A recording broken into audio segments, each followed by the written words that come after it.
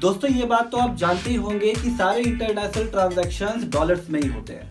हाँ, ये बात भी सच है कि कुछ ट्रांजैक्शंस यूरो और जापानीज येन में भी होता है, लेकिन फिर भी दुनिया का लगभग 90% ट्रांजैक्शंस डॉलर्स में ही होता है। यहाँ तक कि किसी देश की इकोनॉमी की वैल्यूएशन इस बात पर भी निर्भर करती है कि उस देश के फॉरेन रिजर्व में कितना डॉलर पड़ा है। दोस्तों यहाँ पर एक सवाल उठता है कि कैसे ये डॉलर इतना पावरफुल बन गया और अमेरिका की करेंसी वर्ल्ड करेंसी बन गई। तो दोस्तों आज हम डॉलर के वर्ल्ड करेंसी बनने की कहानी जानेंगे और इसी तरह की जानकारी के लिए प्लीज हमारे चैनल को अभी सब्सक्राइब कर दें और बेल आइकन दबा दें। तो चलिए शुरू करते हैं। डॉलर के वर्ल्ड करेंसी बनने की कहानी शुरू होती है साल 1944, यानी कि वो साल जब सेकेंड वर्ल्ड वॉर खत्म होने की कगार पे था और इस वॉर के कारण लगभग सारे देश तबाह हो चुके थे। उस समय दुनिया के लगभग हर देश के सामने एक सवाल था कि वर्ल्ड वॉर खत्म होने के बाद जो देश तबाह हो चुके हैं वो कैसे रीडेवलपमेंट करेंगे। और इसी सवाल के जवाब के लिए 1944 में अमेरिका में एक सभा बुलाई गई जिसमें 44 एलाइड कंट्रीज के लगभग 730 डेलीगेट्स ने हिस्सा लिया। इस मीटिंग को सारी दुनिया ब्रेटन वुड्स कॉन्फ्रेंस के नाम से जानती है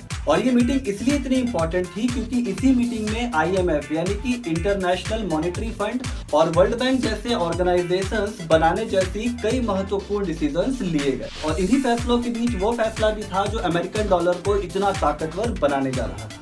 अब क्योंकि सेकेंड वर्ल्ड वॉर के बाद अमेरिका ही वो कंट्री था जिसे सबसे कम नुकसान हुआ था, साथ ही उसकी इकोनॉमी भी सबसे अच्छे कंडीशन में थी, इसीलिए उस समय डॉलर ही एकमात्र ऐसी करेंसी थी जो ज्यादा स्टेबल भी थी और रिलायबल भी थी, जिसके चलते ब्रिटेन का सपोर्ट भी अमेरिका को मिला और IMF और वर्ल्ड बैंक जैसे ऑर्गेनाइजेशंस में ट्रांजैक्शन के लिए अमेरिकन डॉलर्स को कंपलसरी कर दिया गया और साथ ही वर्ल्ड रिजर्व के रूप में अमेरिकन करेंसी को पहचान दे दी गई। इन सब के बदले अमेरिका ने भी दुनिया को ये वादा किया कि वो अपने डॉलर की प्रिंटिंग लिमिटेड रखेगा और कोई भी देश उससे $35 प्रति आउंस की दर से गोल्ड के बदले डॉलर एक्सचेंज कर सकता है। दोस्तों यहाँ हमें ये बात पता होनी चाहिए कि केवल अमेरिका ही वो देश है जो इतने बड़े पैमाने पर गोल्ड एक्सचेंज कर सकता है, क्योंकि न केवल उस समय बल्कि आज भी दुनिया का सबसे बड़ा गोल्ड रिजर्व अमेरिका के पास ही है। और दोस्तों इसी के साथ इंटरनेशनल ट्रांजैक्शन में डॉलर्स का इस्तेमाल होना शुरू हो गया, जिसे ब्रेटन वुड्स सिस्टम भी बोला जाता है। लेकिन तभी 1955 से 1975 के बीच चले वियतनाम वॉर के दौरान दुनिया को ये पता चल गया कि अमेरिका अपने हिसाब से डॉलर की छपाई कर रहा है, क्योंकि अमेरिका ने दुनिया के तमाम कंट्रीज को अपने फेडरल रिजर्व के प्रिंटिंग प्रेस का ऑडिट करने से मना कर दिया था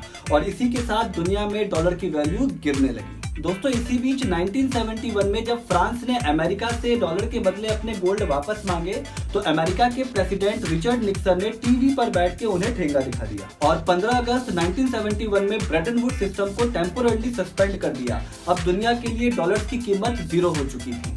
दोस्तों उस समय दुनिया के लगभग सभी देशों के पास अपने फॉरेन रिजर्व में डॉलर्स थे और प्रॉब्लम ये थी कि रशिया और चाइना जैसे कंट्रीज के पास न्यूक्लियर वेपन भी था, इसीलिए अमेरिका को डॉलर्स के बदले कुछ ना कुछ तो इन कंट्रीज को देना पड़ता। यहाँ अमेरिका के प्रेसिडेंट रिचर्ड निक्सन ने अपना मास्टर स्ट्रोक चला और सऊदी अरेबिया के किंग फैजल को इस बात पर मना लिया कि वो पूरी दुनिया को अमेरिकन डॉलर के बदले अपना ऑयल बेचे और इसके बदले अमेरिका सऊदी अरेबिया के ऑयल फील्ड्स को प्रोटेक्शन देगा। दरअसल उस समय यही ऑफर तमाम ओपेक कंट्रीज को दी गई थी, लेकिन एक्चुअली बात ये थी कि ये वही समय था जब अरब वर्ल्ड 6 डे वॉर में इजराइल से बुरी तरह हारा था। तो इस पूरे घटनाक्रम का मतलब ये बनता है कि या तो ओपेक कंट्रीज अमेरिका की बात माने या फिर एक और वॉर के लिए तैयार रहे और इसी की वजह से सऊदी अरेबिया जैसी कंट्रीज जो रियल गोल्ड के बदले अपना ऑयल बेचती थी वो अमेरिकन डॉलर जिसकी वैल्यू 0 हो चुकी थी उसके बदले अपना ऑयल बेचने को मजबूर हो गई। दोस्तों इससे अमेरिका को 2 फायदे हुए। एक, अमेरिकन डॉलर जिसकी वैल्यू 0 हो चुकी थी अब वो वैल्यूएबल हो चुका था और दूसरा वह सारा गोल्ड अमेरिका डकार गया जो इन तमाम कंट्रीज ने डॉलर एक्सचेंज के बदले अमेरिका को दी थी।